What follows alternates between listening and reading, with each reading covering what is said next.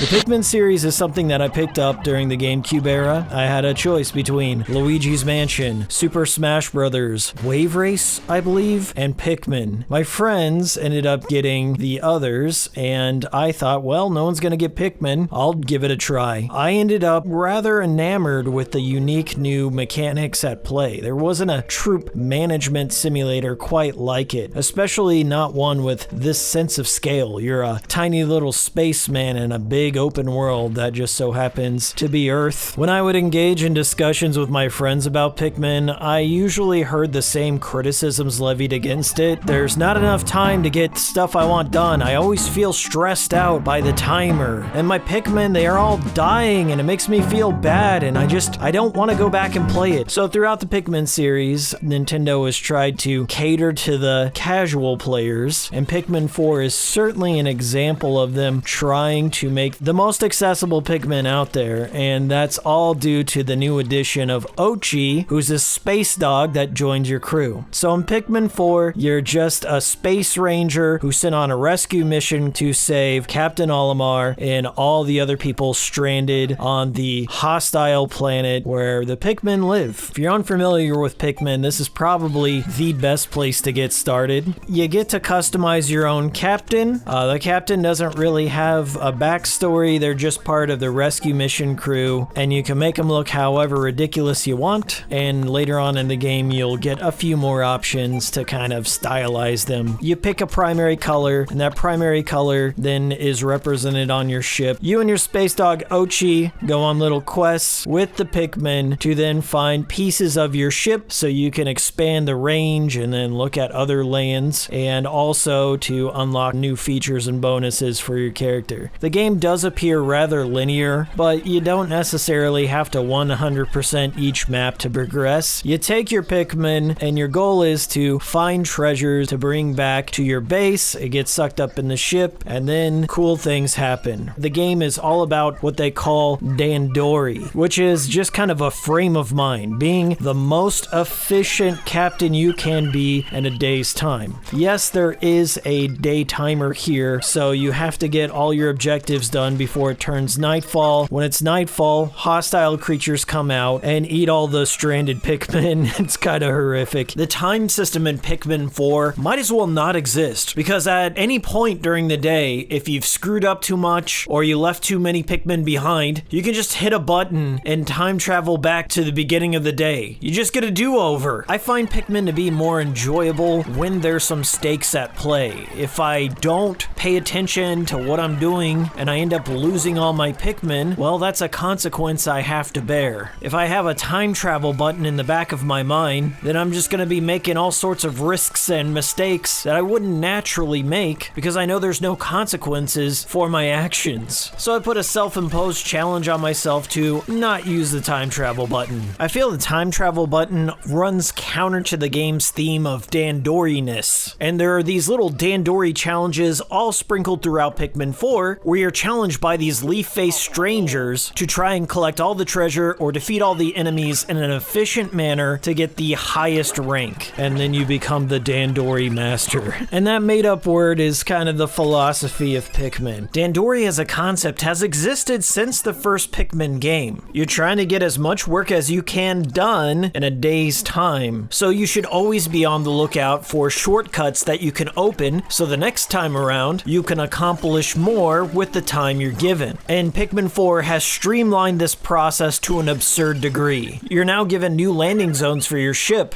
so you can set new waypoints for your Pikmin to then drop off all the treasure, streamlining the process even further. But then you have Ochi, the big game changer. Ochi can dash and bust down walls and pick up heavy objects. You can send Ochi out and independently control Ochi while you take your little crew of Pikmin and go get treasure and bring it back to the base. Guess I should mention you have a bit of a hub world, and as you rescue these space cadets, they dish out side missions, and they all vary. It's like grow a certain amount of Pikmin, or defeat these enemies, or find my friends. And they're nice little distractions. They're nothing special. They give you more materials, which is like the currency in the game. You find these gem-like materials materials, and they can be used to build bridges, or you can trade them with the Tingle guy and he'll give you new equipment. And it's a fun little thing that they've added, okay? A little currency system. It's new for Pikmin. I was rather impressed by the sheer amount of stuff to do in this game. The Pikmin series are known for being rather linear. You go, you get your ship parts, and then you get out of Dodge. This one provides you with hundreds of treasures and odd, stupid, silly little things like fruit and old Game Boy Advance SPs and things of that nature to bring back to your base.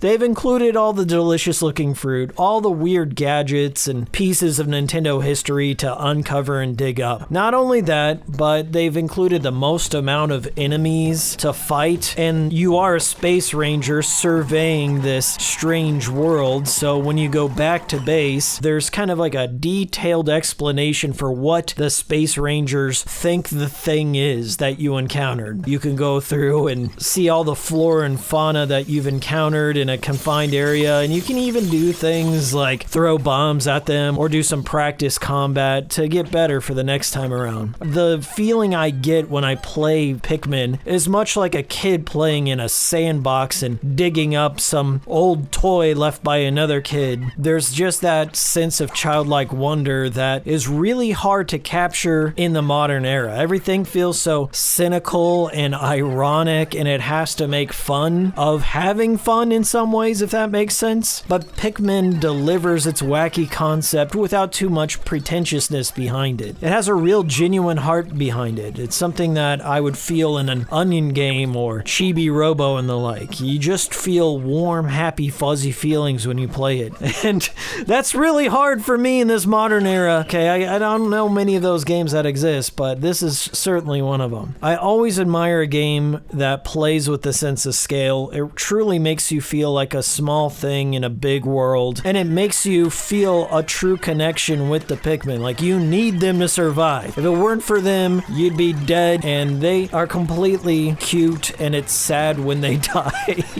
And that's always been true. Ochi is very much the same way. You build a true bond with this little pooch, and as the game progresses, Ochi learns and grows with you. I would argue that Ochi becomes almost too useful and breaks the game in many ways, because Ochi gets stronger and can dash into enemies and take out big chunks of their health. You can send him to go collect things faster, like he'll end up being like Kirby and swallowing up objects and then taking them back to base at a certain point. There are some gripes I have with this game, like the ice Pikmin. I feel that they are way overpowered. You can use these ice Pikmin in a variety of ways. Say you got an enemy that's in water, you can throw a bunch of ice Pikmin in there and freeze them, and then go and Sub-Zero shatter them with your other crew. Also, you can just throw them at regular enemies or boss monsters, and it will freeze them for a certain amount of time, where you can then just shatter the enemy or take out a decent amount of their health. They really do try and limit how many ice Pikmin you get at first. They can only be found in these dungeons, and you have to do this swap thing where you take a Pikmin of another color, throw them in a flower, and it then changes them to the ice Pikmin, and you get about 5 at a time. Some levels really throw a bunch at you. Not saying it's an entirely broken mechanic per se, I just feel it made the game a lot more easy for me, because I always had ice Pikmin on my crew. You have old fan favorites that show up. You have the pink hovering Pikmin, which I feel they didn't have much to do with them. They don't really provide you with many needs for the pink Pikmin, and I feel the same way about the other Pikmin. Like, they kind of ran out of ideas of what to do with them. Like, hey, we gotta have all the Pikmin in the game, so just throw them in. And they're not really useful until you enter like the post-game challenge dungeon kind of thing. I think the beginning part of Pikmin 4 is far more challenging than the later parts. By the time you start reaching the final stages of the game, you've got it all down. You know every exploit, and most of the apprehension that you had towards all the enemies is kind of gone. But there is also one more aspect that I've been holding off on talking about. It's night mode. Now, night in Pikmin has always been kind kind of like a no-go territory, okay? If you're out at night, that's when all the monsters get super cracked out and their eyes are red and they start just eating all your Pikmin and stuff. So this is the first time the game actually allows you to go out at night, but the only Pikmin you're given are these ethereal glow Pikmin. And once again, there's something that kind of breaks the rest of the game if you know how to exploit it. Night mode is a very basic tower defense sort of game, but I enjoy it. You take your glow Pikmin and collect all these Super Mario Galaxy crystals. They'll bring them back to their hive, and that's how they multiply. No matter where you're at, they'll fly right back to you. The ultimate goal here is to defeat all the enemies on the map and protect the hive. There's two winning conditions: either defeat all the enemies or survive until sunrise. If you protect the hive, it'll shoot out this magic goo, which is used to cure the 6 Space Rangers back at base. The levels get progressively more difficult, throwing multiple bases for you to defend at a time. Ochi will learn a command where he can protect one of the bases, and then you can take the glow Pikmin out and try and protect the other ones. The glow Pikmin themselves are like the universal Pikmin. Not only can they traverse any terrain, they can swim, they're immune to fire, they're immune to ice and all that, but you can then take all these glowy Pikmin, charge them up into a ball, and then launch them at enemies, and they all swarm on the enemies and just devastate them. When you do these night missions, by the way, they give you glow Pikmin seeds, which you can use in all the dungeons. So by the time you reach the end of the game and you're doing the final dungeons, you'll probably have like 200 of these glow Pikmin seeds, and then you'll just have a whole army of super strong Pikmin, and you can take out the final enemies with ease. At least that was my experience.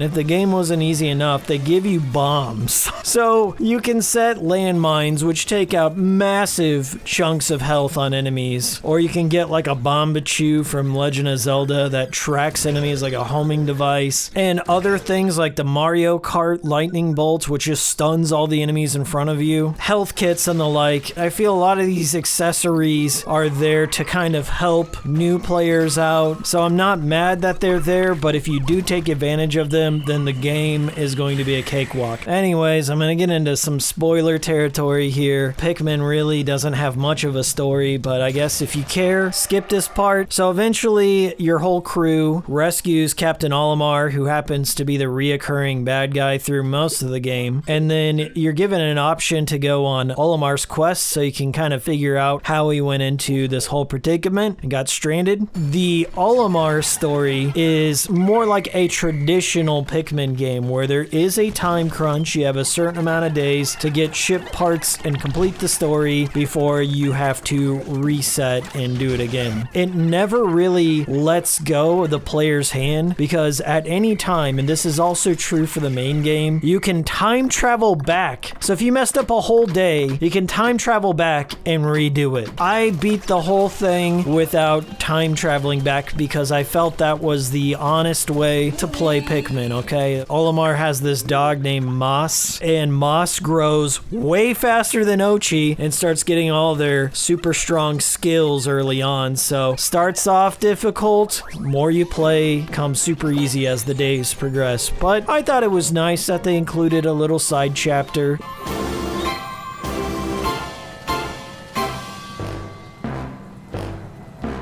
If you haven't played Pikmin, the series is known for red herring endings. You think you've done it all, okay, I've got all the ship parts, it's time to leave the planet, but that never happens in a Pikmin game. There's always something that brings you back to the planet, and the same is true for Pikmin 4. Turns out, Ochi got real sick from breathing all the oxygen, and now it's accustomed to the Pikmin atmosphere, so you gotta go back down to the planet and find a cure for Ochi. The last bit of the game gives you a couple more maps to explore, on top of plenty more caves and treasures to find. There's about an additional 20 hours of content after the first ending, especially if you go out of your way to do all the side missions. Longtime Pikmin fans will recognize a few familiar faces, and I don't want to rob that from you. If it sounds like I'm complaining, I'm not. I had the time of my life despite it being a rather easy game. There are a few games that just put me in an absolute state of zen, where everything is right in the world, world. Chibi Robo is one of them. Gitaru Man, of course. But Pikmin is on a whole different plane. It's one of the odd ducks of the Nintendo library. It has its fans, but it always felt like more of a cult audience. It's just one of those things that if it clicks with you, you love it, but if it doesn't, you walk away from it and don't understand why other people like it. I've introduced first-time players to Pikmin 4 who just refused to touch the other series, and they walked away hooked on this one. I'm not no Pikmin gatekeeper if that's what you're walking away from this video thinking. I think it's a great thing that more people are getting into the franchise because Nintendo's been rather good about re-releasing the original Pikmin. You can get Pikmin 1 and 2 HD and Pikmin 3 Deluxe, which is once again a bit more casualized. But I think if you're a brand new Pikmin fan, the best way to enjoy the series for you is in reverse order. Start with the easiest Pikmin and then go to Pikmin 3 and then 2 and 1, and it gradually gets harder as you go, but at that time you should be a Pikmin veteran. I think this game has sold millions of copies. It was one of the most successful selling Switch games in Japan at the time of this video, so I think it has a great future ahead of it. I really don't know what they're gonna do next with this franchise. It seems like there's no new territory to explore, but with how they stagger these things out about a decade at a time, like Pikmin 5 is gonna be announced next month, and then in 2029 we'll finally be able to play it. This has been an unstructured rant from Hikiko. I hope you go out there and check out Pikmin 4 for yourself. I loved it, and it's a rare treat when I get a game that just jives with me on all levels. Thanks for watching. See y'all next time.